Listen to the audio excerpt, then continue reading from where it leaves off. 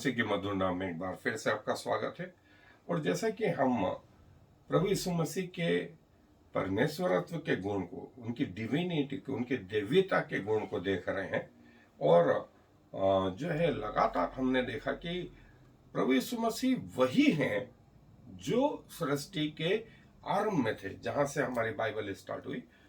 न सिर्फ ये, वरन अब हमें ये मालूम पड़ गया है कि प्रभु यीशु मसीह जगत की उत्पत्ति से पहले, न सिर्फ जगत की उत्पत्ति से पहले, वरन स्वर्गदूत बनने के पहले अरबों खरबों साल से प्रभु यीशु मसीह की त्रिएकता जो है पिता के साथ, पवित्र आत्मा के साथ में रही। और जब वे पृथ्वी पर आए तो पूरे प्लानिंग के साथ आए।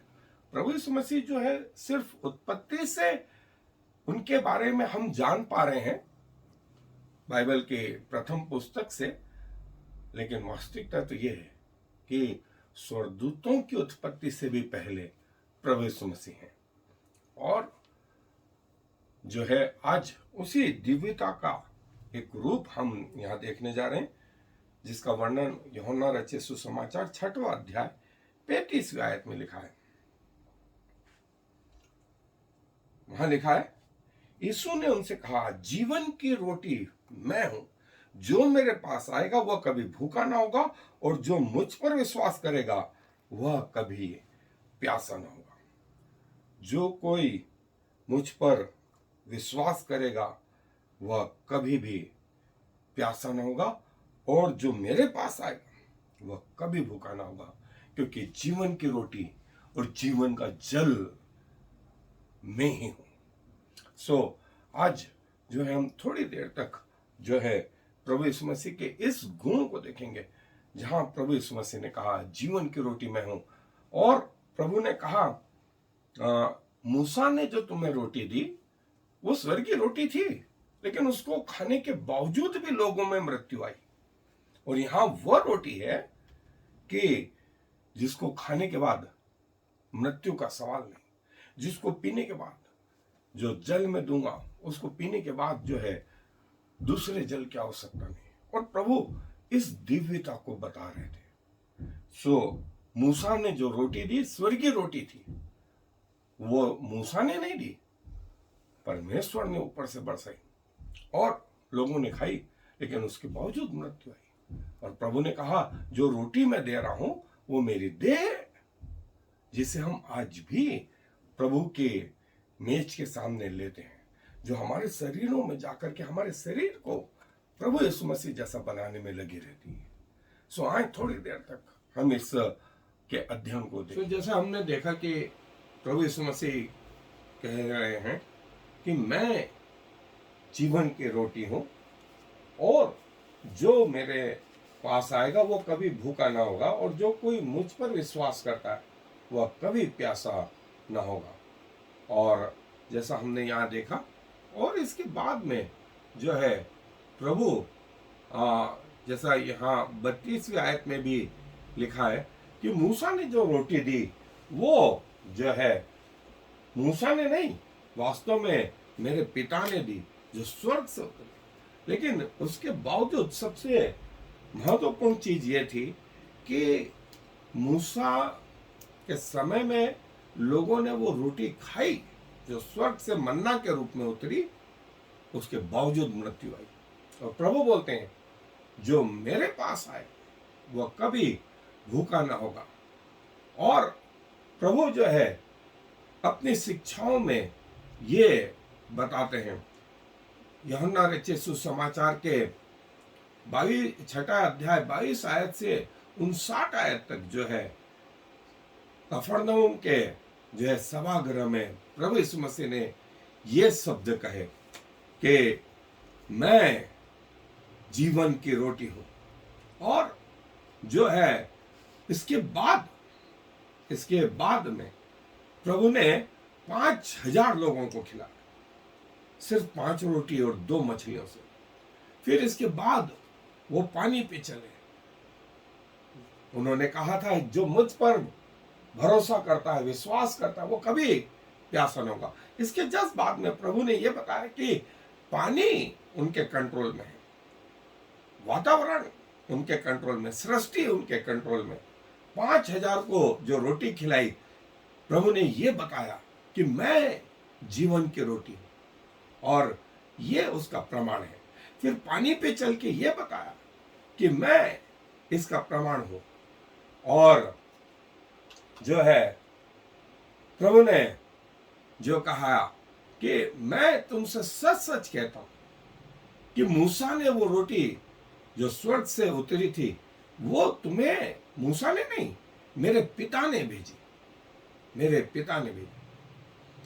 और प्रभु ने कहा, उनके चेलों ने कहा कि प्रभु हमको ये रोटी दिया कर।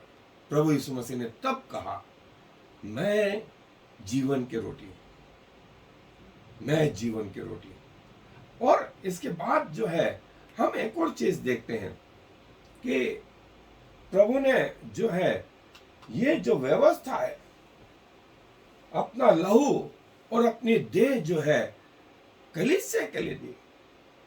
दो चीज प्रभु ने कहा, मेरी देह वो रोटी है जो खाने की वस्तु है, और प्रभु ने प्रभु भोज में इसकी स्थापना करी। और आज भी हम प्रभु भोज में जो है इस देह को लेते हैं। प्रभु ने कहा, यह मेरी देह जो तुम्हारे लिए दी जाती है, मेरे स्मरण के लिए यही क्या करो। मेरे और ये कटोरा मेरे लहू में नहीं वाचा है जो बहुतों के लिए बहाया जाता है, मेरे स्मरण के लिए यही क्या करो। जब तुम इस रोटी में से खाते और इस कटोरे में से पीते हो, मेरी मृत्यु को स्मरण कर दो, मेरी मृत्यु को स्मरण कर दो। एक महत्वपूर्ण चीज जो प्रभु ने चर्च में स्टार्ट करी, जो कलीसिया में स्टार्ट करी, वो है प्रभु की देह, प्रभु की रोटी, जो आज हम जो है पूरे चर्च में, सारे विश्व में जो है इस प्रभु भोज की विधि के द्वारा प्रभु की देह को जो है ग्रहण करते हैं। और जो है आरंभ के दिनों में नाजरत में जो है सूर्योदय के समय से जो है किसी परिवार का दिनचर्या आरंभ हो जाती थी, और वे जो है रोटी और दही, कर्ड लेते थे, और वो उनका मेन पार्ट था, उनका भोजन का मेन हिस्सा था। और इसके बाद वे लोग अपने अपने कामों पर निकल जाते थे। इसीलिए प्रभु ने कहा कि इस रोटी को खाने पर फिर से भूख लगती, लेकिन जो रोटी मैं दूंगा वो अनंत काल का जीवन होगा। जो मेरे पर, मुझ पर भरोसा करता, वह कभी ना प्यासा होगा और ना कभी भूखा होगा। और प्रभु को भूख लगी जब वे पृथ्वी के जीवन में थे। 40 दिन के उपवास के बाद में जब उनको भूख लगी, तो शैतान ने परखने के लिए उनसे कहा, तू कह दे कि ये पत्थर रोटी बन जाए। प्रभु ने कहा, सिर्फ इस संसारिक रोटी से नहीं, उस आत्मिक रोटी से, प्रभु के वचन से व्यक्ति जीवित रहेंगे। प्रभु ने हमें जो है ये उदाहरण दिया कि मनुष्य केवल रोटी से नहीं, लेकिन परमेश्वर के वचन से जो उसके मुख से निकलता है जीवित रहेगा। और इस रीति से जो एक माता अपने बच्चों के लिए जो है प्रतिदिन का भोजन बनाती थी, और जो है बच्चे या पास के जगहों से जो है बर्तनों में पानी लेकर के आ जाते थे, और इस रीति से जो है ये रोटी बनाने का सिलसिला आरंभ होता था। और रोटी जो है गेहूं की, ज्वार की और अलग अलग प्रकार की रोटी होती थी। और जैसा हम जानते हैं कि गेहूं को पहले चक्की में जो है 2 पत्थरों के बीच में पीसा जाता था, और फिर उसका जो है आटा निकाल करके फिर रोटी की प्रक्रिया होती थी।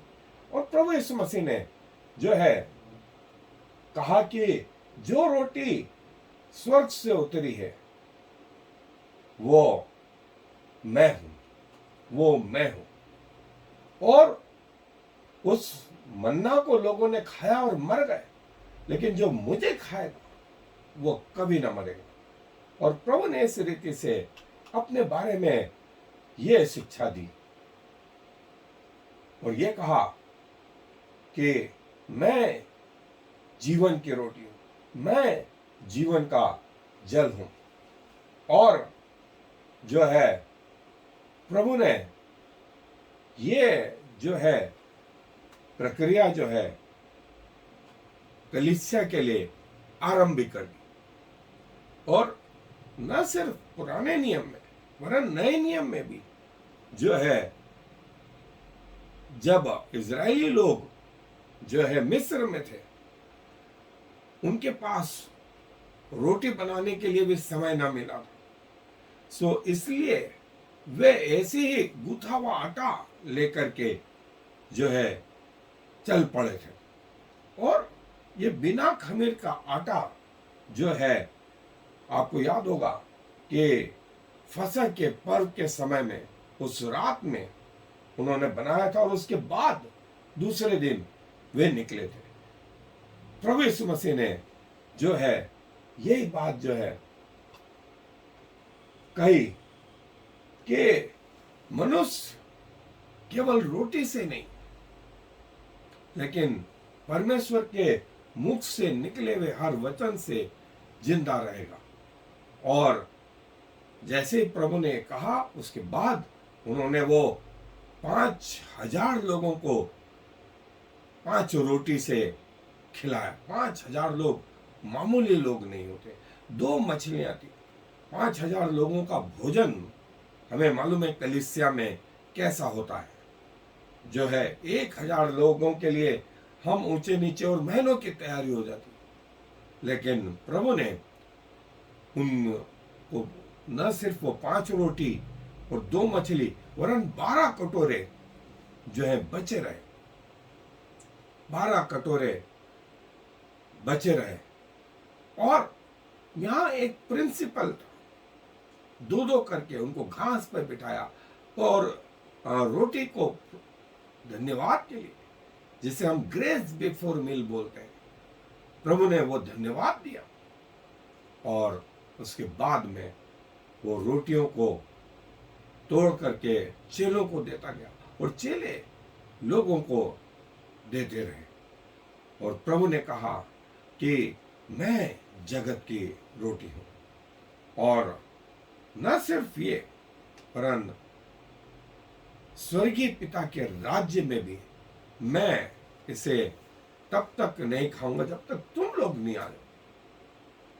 सो प्रभु ने ये कह करके ये विधि आरंभ करी। सो हम प्रभु को धन्यवाद दें इस बात के लिए कि प्रभु की देह हमारी देह से मिल करके जो है एक जो है हमारी देह को पवित्र करने में लगी रहती है।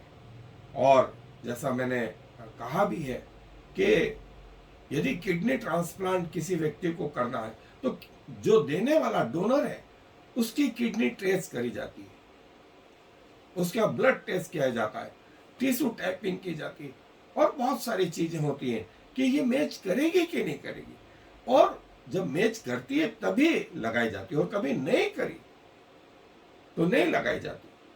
वैसे ही प्रभु की देह हम ले रहे हैं अपने में, हमें जज करना है अपने आप को कि क्या हम प्रभु की देह के योग्य हैं। अन्यथा प्रभु की देह से जो है कई नुकसान भी हो सकता है। जैसा कुरिन्थियों में पौलुस कहता है, यदि हम अपने आप को जांचते तो न बीमार पड़ते न मृत्यु आती। और यही यहूदा इस्करियोती ने किया कि उसने अपने आप को जांचा नहीं और प्रभु की देह जैसी ली उसने, वो रोटी ली, शैतान समा गया। वो आया था किसी और चीज के लिए और हो कुछ और गया। हमको कई लोगों को लगता है कि प्रभु के नजदीक जाएं तो यदि मैं बोलता हूं कि सही मानसिकता और सही मन ना हो तो यही प्रभु की देह जो है आपके लिए नुकसानदायक हो सकता। प्रभु को कोई नुकसान नहीं होगा, नुकसान लेने वाले को, जिसको किडनी चढ़ाई जाएगी, जिसको लिवर चढ़ाया जाएगा, उसको नुकसान होगा, देने वाले को कोई नुकसान नहीं। सो अपने आप को जांचें और तब प्रभु के पास आए और प्रभु को धन्यवाद दें उसकी देह के लिए। आए दुआ करें। प्रभु जी, धन्यवाद देते हैं कि आप जीवन की रोटी है और आपने अपनी देह कलीसिया के लिए दी, हम सब के लिए दी। 2000 साल से प्रभु आज तक लोग इस बात के गवाह हैं कि जिन्होंने आपकी देह को खाया और जिसने आपके लहू में से पिया, वे उस स्वर्गीय जीवन के हकदार बने, अधिकारी बने। हम धन्यवाद देते हैं प्रभु कि मन्ना से भी उत्तम आपने उत्तम भोजन अपने लोगों को दिया और प्रभु आपने ये बताया कि आप जीवन की रोटी है। हम अपने आप को आपको समर्पित करते हैं, हमारा जीवन आपको एक जीवित बलिदान करके ग्रहण योग्य हो। धन्यवाद देते हैं कि आप हमारी प्रार्थनाओं को सुनते हैं और उसका उत्तर हाँ और आमीन में देते हैं। सारा आदर आपको देते हुए इस विनती को प्रभु यीशु मसीह के नाम से मांग लेते हैं, आमीन और फिर आमीन। Shema Yisrael Yahweh Eloheinu Yahweh Echad. Hear, O Israel, the Lord is our God, the Lord alone.